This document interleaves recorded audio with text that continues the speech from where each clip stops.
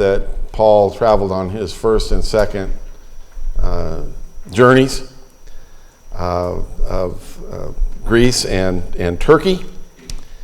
And like the trip that Mike and I took last spring, a year ago, there's so much information that you get on those tours that it's just impossible to really take it all in and then spout it back out again. Like the time when we were in Israel and we were at Caesarea Philippi, which is where Jesus was with his disciples in Matthew the 16th chapter, and he said, "Who do men say that I am?"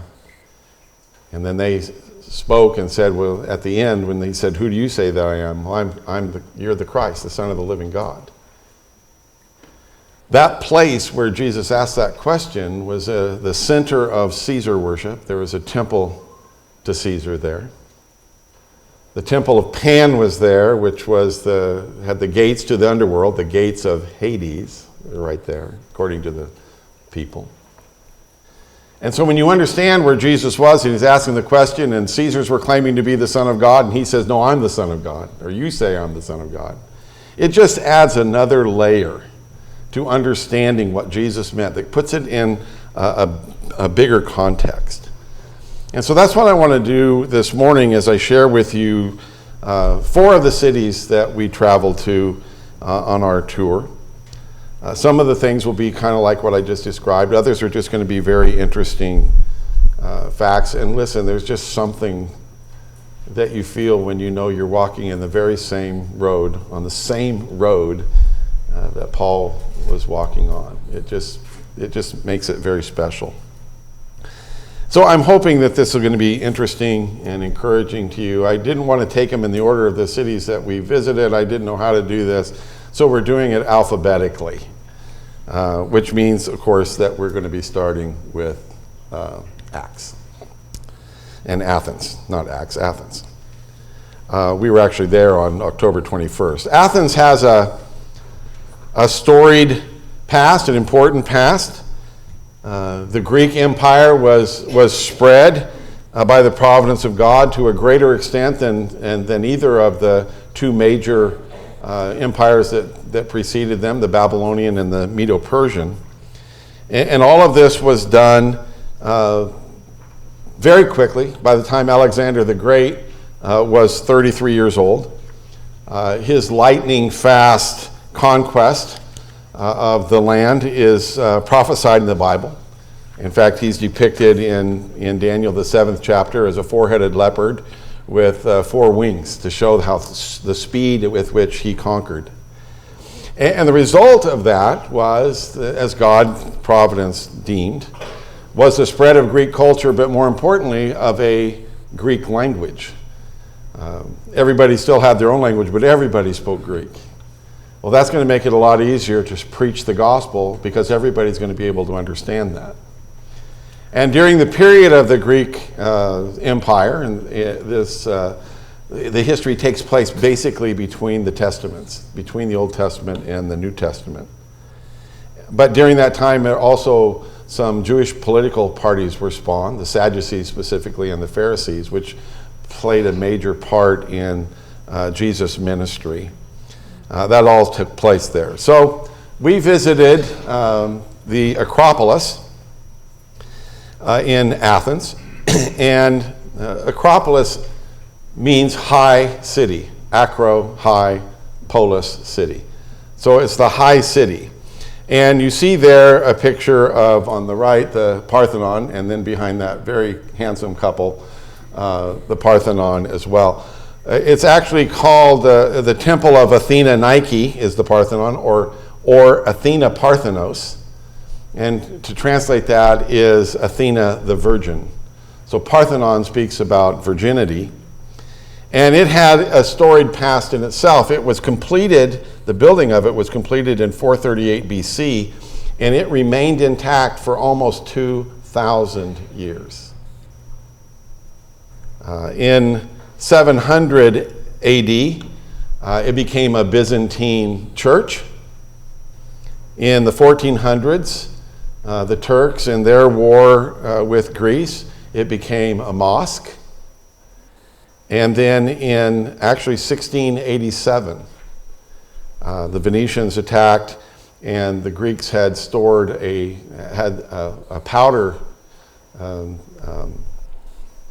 word I'm looking for, magazine, inside the Parthenon is where they stored it, and it exploded and devastated the interior of the Parthenon so that it looks like this, or maybe even less than this. They've done a lot of reconstruction on it. And then the other main thing that we saw was the Erechtheion. And this is probably a temple of Zeus or Poseidon. It was finished also in 406 BC. That famous porch of the maidens, the caryatids there that you see, the women there, one of those original ones is located in the, and of course, as you would know, the British Museum. They took everything home. But all of these that you see here are replicas. So we saw a lot of ancient Greek history. And so I want to now talk about Mars Hill. And what I want you to realize is that when Paul was in Athens, all of those buildings were there. They were not ruins. They were fully functioning, fully operating with the purpose that they had. And it was just kind of interesting because sometimes you see pictures of Paul in Athens and we have the ruins there. They weren't ruins when he was there. This is what Mars Hill looks like today. It's this whole rocky area here. I'm going to use it a lot more than I thought, Tim. And it's kind of strategically located in the area of ancient Athens. Below, oh, there's that people again. They're always there. Right, you can see here, oops, I did the wrong thing. Let me go back. This is Mars Hill on this picture right here. Right down in here is the Agora. That's the marketplace. And the marketplace would have been where all of the idols were that Paul would have passed by and seen as he was there. And then the next picture is from Mars Hill looking up at the Acropolis. So you have the Acropolis up above Mars Hill, and you have the Agora down below. And as Paul begins his speech, and I have an artist rendering of what it probably looked like in the time of Paul. And you have there the Parthenon, you have the Temple of Zeus, the big huge statue of Zeus, and the other buildings are there. And here's where he's speaking. The stairway that I showed you went right up to there. Wasn't just a big old bare rock that he was on. And then excuse me, I keep doing this. The Agora is down below him. So I want you to picture Paul there, and I don't have the passage on there, but I want you to, and I'll make some comments as we go along here, as we read Paul's speech in Acts 17. Paul then stood up in the meeting of the Areopagus and said, "People of Athens, I see that in every way you are very religious. For as I walked around and looked carefully at your objects of worship, I even found an altar with this inscription, 'To an unknown God.' So you are ignorant of the very thing you worship, and this is what I'm going to proclaim to you." So all those gods that he saw were down here, the idols. He said, "The God who made the world and everything in it is Lord of heaven and earth, and does not live in temples." And you can see him pointing up there. He doesn't live in temples made with human hands. And he is not served by human hands as if he needed anything. Rather, he himself gives everyone life and breath and everything else. From one man he made all the nations that they should inhabit the whole earth, and he marked out their appointed times in history and the boundaries of their lands. God did this so they would seek him and perhaps reach out for him and find him, though he is not far from any of us. For in him we move and live and have our being. As some of your own poets have said, we are his offspring. Therefore, since we are God's offspring, we should not think that the divine being is like gold or silver or stone or an image made by human design and skill. And while he's saying that, there's Zeus standing on top of the hill. That's not God. In the past, God overlooked such ignorance, but now he commands all people everywhere to repent. For as he has set a day in which he will judge the world with justice by the man he's appointed, he's given proof of this to everyone by raising him from the dead. So when you can place Paul on that place with all of that around, wow, it did for me anyway. I hope it does for you too. It really comes to life. So let's move on to Corinth. I know for those of you who can read Greek, I went ahead and put it in Greek on there for you. Old Corinth, which is the Corinth that you're going to mostly read about in histories and talking about Corinth, that Corinth was destroyed by the Romans in 148 BC. And then it was rebuilt by Julius Caesar as a Roman colony in 44 BC. So it was empty. It was abandoned for 100 years. Which means that the Corinth that Paul visited was just over 100 years old when he arrived. It wasn't the old ancient city because it had been destroyed. But there was, Corinth has a strategic location. As you can see here, here's Corinth here, and there's that little isthmus, the little tiny thing there. I'm going to go one more so you can see how small that is.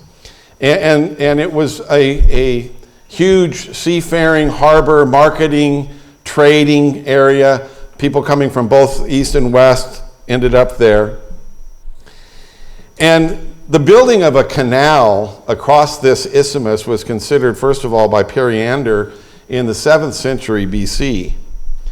And when they found out they couldn't do that, they decided they would build a road across it.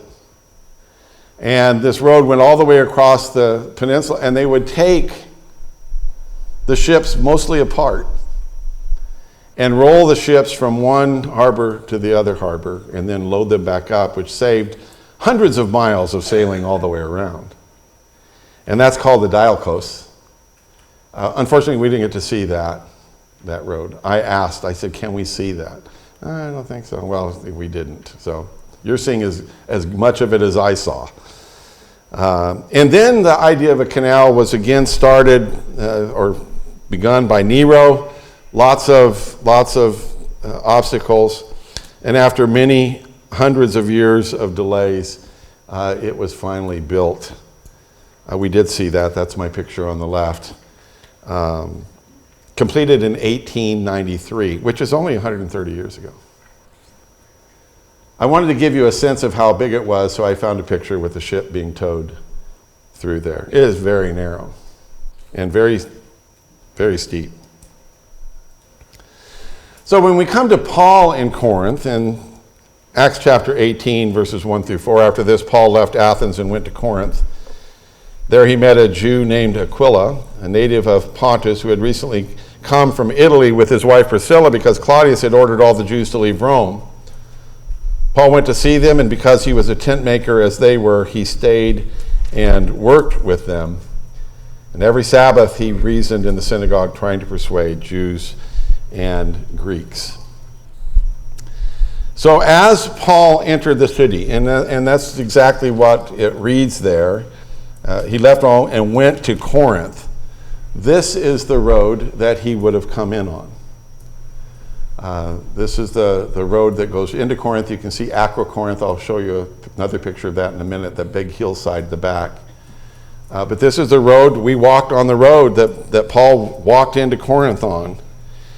And the Agora, which is this huge marketplace in Corinth, would have been very, very busy because of so much trade, so much import and export things. This is Robin and I in the Agora. And then this is a picture of one of the individual shops that are still there in the Agora. And that's where Priscilla and Aquila, not that particular one, but it would be a place like that they would have had their shop of making tents. And tent making wasn't the only thing they made, because the same material is used for sails. And so here you are in this harbor town. This was a great place for them to set up business. A lot of opportunities to sell their wares. And this is in one of these shops that he would have found Aquila and Priscilla. So then as we continue reading in verse 9, going down to verse 16, one night the Lord spoke to Paul in a vision, "Do not be afraid, keep on speaking, do not be silent, for I am with you, and no one is going to attack and harm you, because I have many people in this city." That's a fascinating passage for me. So Paul stayed at Corinth for 1.5 years, teaching them the word of God.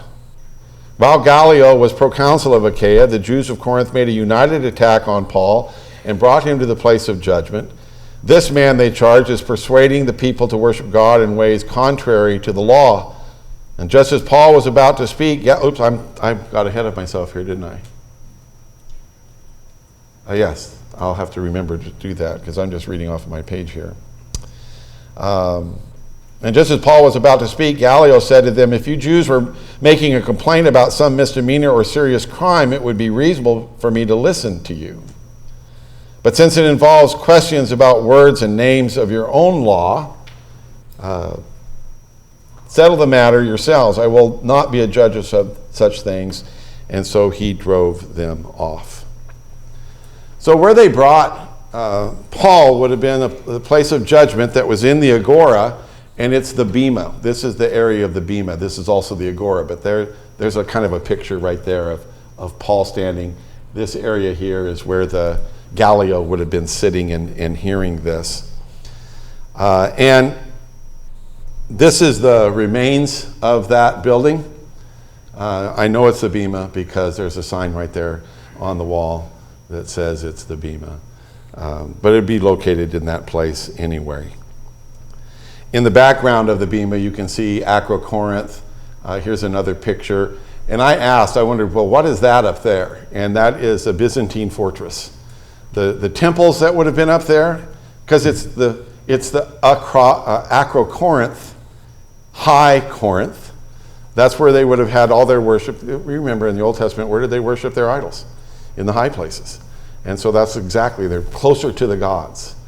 But that's been turned into or torn down and became a fortress there. So that's not any kind of a religious thing. Now, in the city of Delphi, which is about 150 miles north, in the Museum of Delphi, there's a fragment. And this is the fragment that they found. It's now housed here.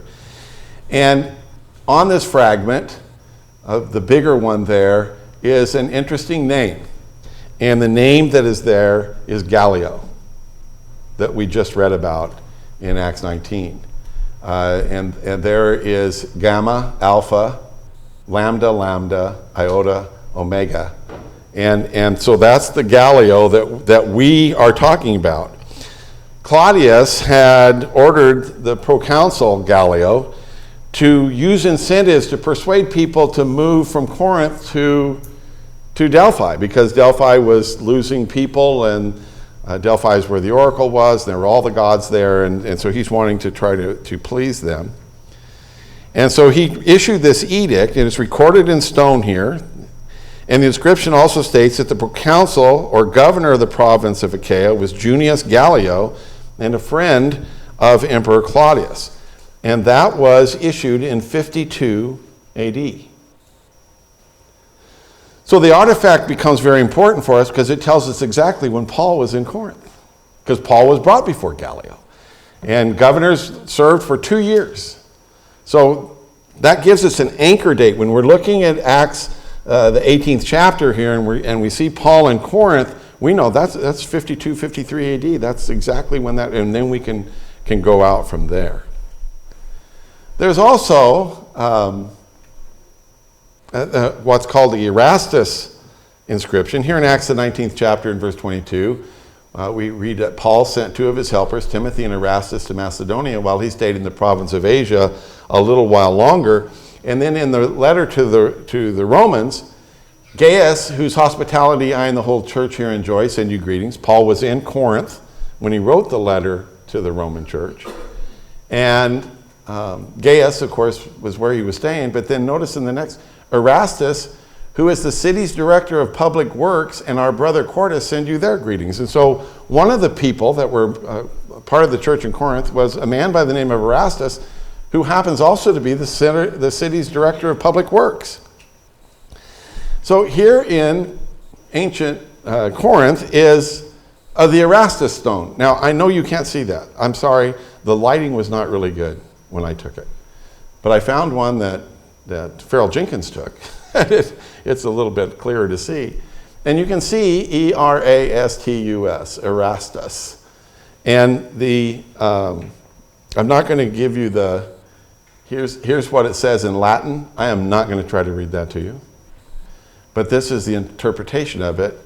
It says, Erastus, in return for his aedileship, I'll explain that in a minute, laid the pavement at his own expense. An aedile was in charge of the financial matters of the city. They would be like a city manager or a director of public works, which is exactly what that stone said of Gallio and of Erastus that Paul said in Romans, the 16th chapter. And so, again, just another confirmation of what was said by Paul.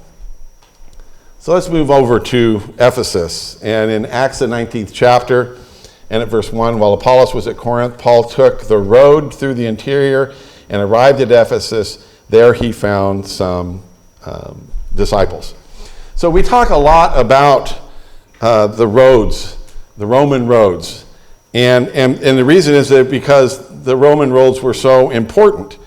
It was part of the success of the empire that they could maintain. They were extensive, as you can see on that map. They allowed the quick movement of the legions from one place to another. And the Roman Empire, again, was part of God's plan.